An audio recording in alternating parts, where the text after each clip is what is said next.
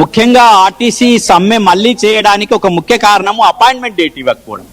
ఎప్పుడైతే విలీనానికి సంబంధించిన డేట్ ఇవ్వడానికి ప్రభుత్వం 2023లో ఏదైతే కాంగ్రెస్ ప్రభుత్వం మేనిఫెస్టోలో ప్రకటించిందో వాళ్ళు అదే కోరుతున్నారు.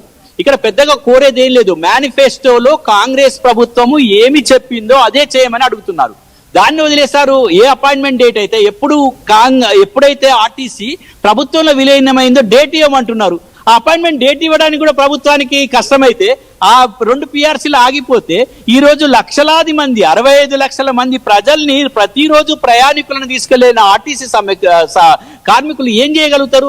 కిక్కిరిసిన బస్సులు, ఆ బస్సుల మధ్య తోపులాటలతో పోతున్నటువంటి ఆర్టీసీ వాళ్ళను మనము కాపాడుకోవాల్సిన అవసరం ఉంది. ప్రజల మీద అవసరం ఉంది. ప్రజల అవసరం ఉంది కాబట్టి మేము ఇక్కడ సంఘీభావాన్ని తెలియజేస్తున్నాం. కాబట్టి ప్రజలందరం ఆర్టీసీని కాపాడుకోవాల్సిన అవసరం ఉంది. కాబట్టి ఈ సమ్మెను వెంటనే విరమించుకునేటట్టు ప్రభుత్వము వీళ్ళ డిమాండ్లను అంగీకరించాలి. న్యాయపరమైన డిమాండ్లు వీళ్ళన్నీ కూడా విలీనానికి ముందుగాల డేట్ ఇవ్వాలి, తర్వాత పిఆర్సీలు ఇవ్వాలి, అవసరమైన వాటిని అన్నిటినీ ఇవ్వాలి.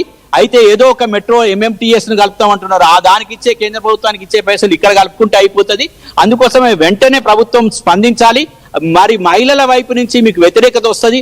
రేపు సీతక్క గాని, అయ్యా అమ్మ సీతక్క, అయ్యా రేవంత్ రెడ్డి సార్, మరి మీరు బస్సులు నడుపుతారా? మరి పొన్న ప్రభాకర్ ఏమో టికెట్లు కట్ చేయాలి, మరి మా రేవంత్ రెడ్డి సార్ ఏమో ఆర్టీసీ బస్సు డ్రైవర్ తిప్పాలి, మా సీతక్కనేమో కండక్టర్ గా రావాలి. ఇవన్నీ అయితాయా?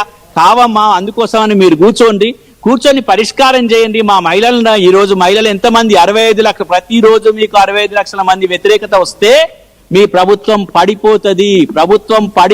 నేను చెప్తున్నాను, ప్రభుత్వం పడిపోతుంది. ప్రభుత్వ వ్యతిరేకత వస్తుంది. మీరు వెంటనే స్పందించండి. 24 గంటల్లో ఈ సమస్య లేకుండా చేయండి. వాళ్ళు ఆ రోజు ట్యాంక్ బండి ఎక్కి తలలు బగలగొట్టుకున్నారు. అందుకోసం కేసీఆర్ వెనక్కి వేయండి అమ్మా. కేసీఆర్ ని ఇంటికి పంపినరు.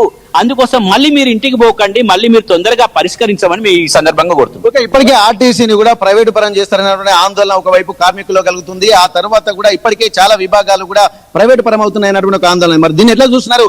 అసలు ప్రైవేటు పరం చేసే కుట్రలో భాగంగానే ఇక్కడ మీకు అపాయింట్మెంట్ దొరుకుతుంది అనుకోవచ్చా? ఖచ్చితంగా ప్రైవేట్ పరం స్టార్ట్ చేసిండ్రు. వెనుకకెళ్ళి వస్తూనే ఉన్నాయి. ఇగో ఇప్పుడు చూస్తున్నాం కదా, అవుట్ సోర్సింగ్ వాళ్ళని లోపల పంపాలని ట్రై చేస్తారు. యాక్షన్లు జరిగినాయి. అప్పుడు హైకోర్టు కూడా చెప్పింది యాక్షన్లు జరిగినాయని.